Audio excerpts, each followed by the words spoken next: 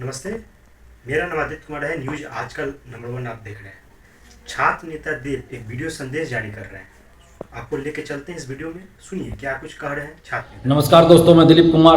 दोस्तों, हाल फिलहाल अभी बिहार पुलिस सिपाही भर्ती का रिजल्ट आया और दूसरी तरफ बीएसएससी द्वारा एक नोटिस जारी किया गया जिसमें संविदा कर्मियों के लिए 25 अंक वेटेज देने का प्रावधान किया गया है।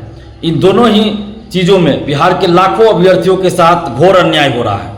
सिपाही भर्ती का रिजल्ट तो आया, लेकिन उसमें बहुत गड़बड़ी धांधली सेटिंग की बातें सामने आ रही हैं। 10-10 हज़ार रोल नंबर के बीच में कोई भी पास नहीं किया है। आखिर ऐसा कैसे हो गया कि 10-10 हज़ार रोल नंबर तक कोई पास नहीं किया? और इसकी जांच होनी चाहिए कि क्या ये महज एक संजोग है कि 10-10 हज़ार रोल नंबर के बीच एक भी पास नहीं किया। जो भी है इसकी जांच होनी चाहिए। और सबसे बड़ी बात कि पारदर्शिता क्यों नहीं है? सिपाही भर्ती, दरोगा भर्ती या बीएसएससी की परीक्षाओं में पारदर्शिता क्यों नहीं है? परीक्षा समाप्ति के बाद ओएमआर सीट की कार्बन कॉपी, क्वेश्चन बुकलेट अभ्यर्थियों को मिलना चाहिए। एग्जाम के कुछ दिन बाद आंसर की जारी होना चाहिए। अभ्यर्थियों को ये पता होना चाहिए कि किस क्वेश्चन का कौन सा सही आंसर आयोग मान रहा है, तो आंसर की जारी होना चाहिए। जब रिजल्ट आता है तो कटअप और सभी का मार्क्स जारी होना चाहिए। आखिर सीएसबीसी ने ऐसा क्यों नहीं किया? सिर्फ रिजल्ट के नाम पे रोल नंबर का पीडीएफ जारी किया जाता है, तो ये तो घोर अन्याय है।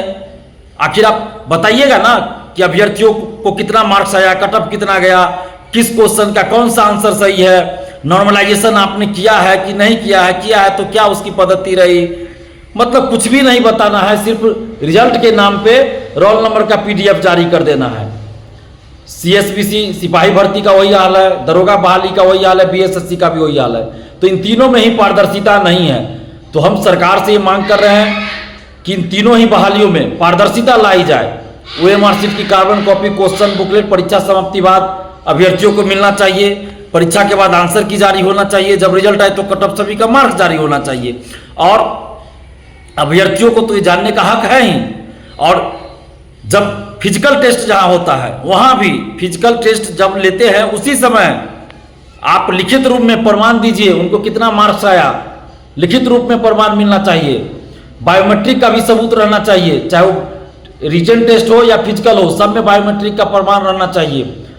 तो ये सिपाही भर्ती में लाखों अभ्यर्थियों के साथ अन्याय हो रहा है। आयोग को जवाब देना चाहिए, सीएसबीसी को जवाब देना चाहिए कि 10-10 हज़ार रोल नंबर के बीच में कोई भी पास नहीं हुआ है, तो आखिर कैसे हुआ ये? क्या ये महज संजोग है?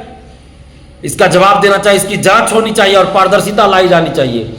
दूसरी तरफ आप देखिए कि बीएसएससी अचानक से एक नोटिस लाई कि जो संविदा कर्मी हैं उनको 25 अंक दिया जाएगा। मतलब हर साल 5 अंक करके दिया जाएगा और अधिकतम 25 अंक दिया जाएगा, वेटेज दिया जाएगा। तो ये कहीं ना कहीं जो अभ्यर्थी हैं, जो एग्जाम दे रहे हैं, जो नए अभ्यर्थी, उनके साथ घोर अन्याय है। क्योंकि हम लोग संविदा पे बहाली नहीं होना चाहिए, अस्थाई बहाली होनी चाहिए। कोई भी बहाली अस्थाई होना चाहिए।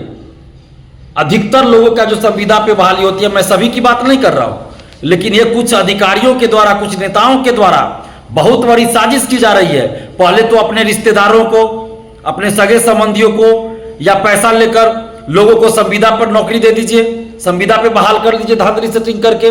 मैं ये नहीं कह रहा हूं कि 100% लोग संविदा कर्मी जो है सेटिंग से गए, मैं ऐसा नहीं कर रहा हूं, लेकिन अधिकतर की मैं बात कर रहा हूं।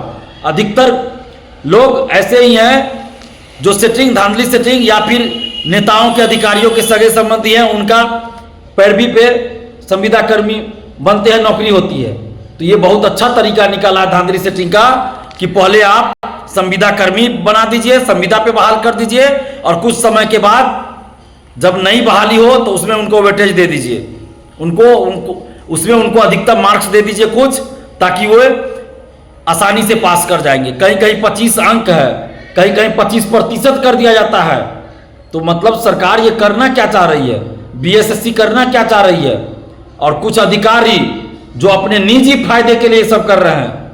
हम नीतीश कुमार जी से विनती कर रहे हैं कि ऐसे मामलों में संज्ञान लीजिए, त्वरित कार्रवाई कीजिए और ऐसे अधिकारियों पर भी कार्रवाई कीजिए जो इस तरह से अभ्यर्थियों को परेशान कर रहे हैं। सुप्रीम कोर्ट का भी आदेश है कि विज्ञापन निकलने के बाद बीच बहाली में आप नियम चेंज नहीं कर सकते, बदलाव नहीं कर सकते।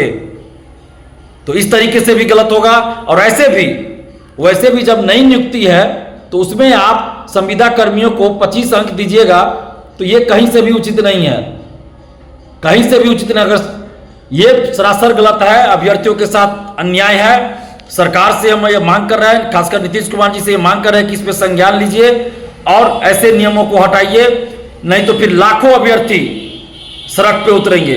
हम लोग इस चीज को बर्दाश्त नहीं करेंगे। बारी बारी से हर डिपार्टमेंट में ये चीज किया जा रहा है कि पहले संविदा पे बहाल करो और फिर 25 अंक दे दो। ये नहीं चलेगा। ये धांधली सेटिंग का नया तरीका खोजा गया है कि अपने सगे संबंधियों को, रिश्तेदारों को और पैसा लेकर इस तरह से करवा दिया जाए। ये बर्दाश्त नहीं किया जाएगा। हम बिहार के समस्त अभ्यर्थियों से अपील कर रहे हैं कि आप एकजुट होइए और हम लोग इसके खिलाफ लड़ेंगे और जल्दी इस पे कुछ ना कुछ हम लोग करेंगे, इसके खिलाफ लड़ेंगे, बर्दाश्त नहीं किया जाएगा। और नीतीश कुमार जी से ये मांग कर रहे हैं कि चुनाव के समय कुछ अधिकारी और कुछ नेता आपकी छवि धूमिल करना चाह रहे हैं, तो ऐसे लोगों पे कार्रवाई कीजिए और ऐसे नियमों को, ऐसे निर्देशों को, ऐसे नियमों को हटाइए और अभ्यर्थियों के साथ न्याय। आपने सुना छात्र नेता दिलीप को लगातार बड़ा आरोप बीएसएससी पर लगा रहे हैं। सिपाही भर्ती पे भी बड़ा आरोप दिलीप कुमार ने लगाया है।